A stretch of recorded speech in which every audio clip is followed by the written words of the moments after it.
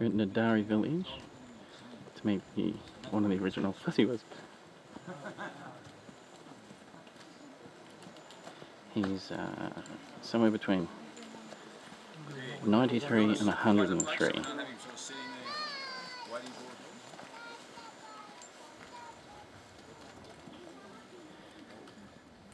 So we'll go down and say good day.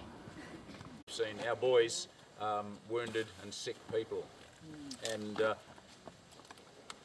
the official name given to men like Aburu was just that, carrier, because that's what they did. They carried the supplies of war forward, and if it wasn't for them, then we wouldn't. The battle, as we've discussed, wouldn't have been possible at all. In any other theatre of war, this job of carrying rations and ammunition and radios and so on, all of those supplies of war is normally done by vehicles. He's a lovely man. Is normally done by in carrying our wounded out, that they earned their very special name, the Fuzzy Wuzzy Angels of the Owen Stanley track. Dr. Vernon we spoke about, who was responsible for the health and welfare of men like Aburu.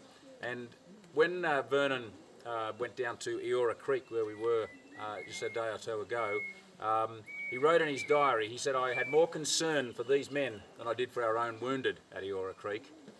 He said, "For the common lot for most of them was overwork, overloading, exposure and underfeeding.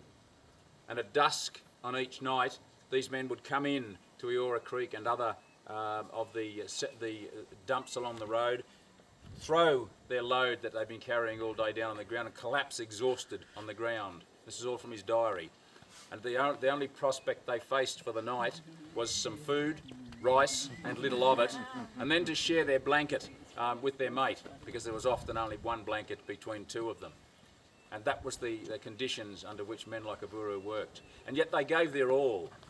And I think the lesson that we can all take from men like Aburu is just that, that we can all go above and beyond the call of duty in providing for others. I mean, men like Aburu, many times, in situations such as Dr. Vernon has described there, they could be excused, couldn't they, for saying, "This isn't our war, this has got nothing to do with us, they aren't our people," and just drop the stuff and away they go. But they didn't. They offered humanity, they offered their own self-sacrifice for the safety and the care, particularly as the Fuzzy Wuzzy Angels of our men who fought up here.